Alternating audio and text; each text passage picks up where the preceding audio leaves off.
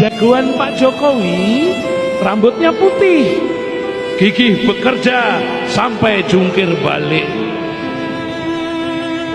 Hati seluruh rakyat Indonesia pasti akan sedih jika kelak ada presiden hobinya kok menculik. Apa gua bilang? Pasti ini lagi isu yang diputar, ini lagi isu yang diputar, ini, dan ini terus.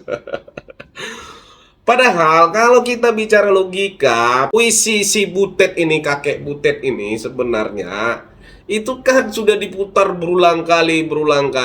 Dan yang jadi pertanyaan di 2029 saat pasangan Megawati Prabowo, isu ini nggak muncul.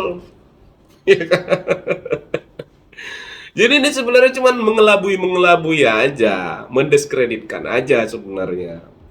Menurut saya juga aneh pernyataan itu, bahwa itu disampaikan di hadapan kader-kader PDIP dan kemungkinan juga ada di situ Presiden Jokowi. Si petugas partai itu menjalankan semua keputusan politiknya, termasuk mengundang atau meminta Prabowo gabung di kabinetnya adalah atas saran atau tugas dari partai politiknya. Karena dia petugas partai, dia menjalankan semua keputusan-keputusan politiknya berdasarkan tugas yang diberikan oleh partainya. Ya kan? Artinya, ya mereka juga memilih atau menilai atau membuat keputusan bahwa Prabowo itu tidak ada masalah, maka dia dijadikan jadi menteri. Kan gitu, logikanya kan itu. Hah? Jadi kalau misalkan sekarang teriak-teriak Butet soal, wah Pak Jokowi itu calon presidennya rambutnya putih, ya rakyat akan sedih kalau ada nanti presiden penculik lah. Ini cakapnya ini kok orang tua udah mulai gimana gitu, kayak orang pikun aja. Itu kan perjalanan sejarahnya bisa dipelajari oleh generasi sekarang. Berarti gak ada masalah dengan itu. Ya dong. Kenapa selama 5 tahun terakhir masuk kabinet bersama-sama membangun bangsa ini, bersama-sama membangun pertahanan bangsa ini? Ya, artinya ya dipercaya oleh Jokowi. Ini kontradiktif nih pernyataan ini. Dan menurut saya ini cenderung pernyataan-pernyataan basi. Ya enggak? Kalau orang masih percaya hal seperti ini, udahlah. Selesailah udah itu kemunafikan politik itu. Ya. Atau kalau teman-teman lebih jelas, misalkan dasar logikanya lebih masuk akal, lebih bagus dengar apa yang disampaikan oleh Kang Deddy Mulyadi dalam video berikut ini.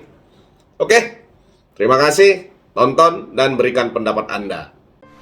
Pak Prabowo itu orang yang ikhlas. Anda bayangin, Pak Prabowo misalnya dituduh melakukan penculikan.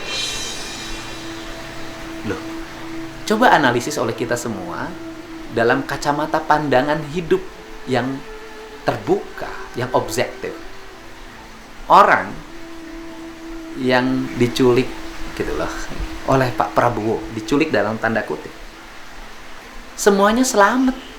Ada yang jadi anggota DPR, ada yang sudah meninggal ya karena usia tua, ada yang jadi pengusaha, banyak selamat. Nah terus kalau yang diculiknya selamat kemudian menjabat, penculikan apa bukan?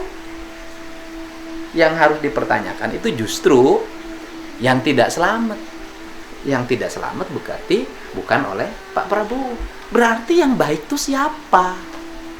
Jenderal yang baik itu siapa? Ya jenderal itu ya yang baiknya Pak Prabowo.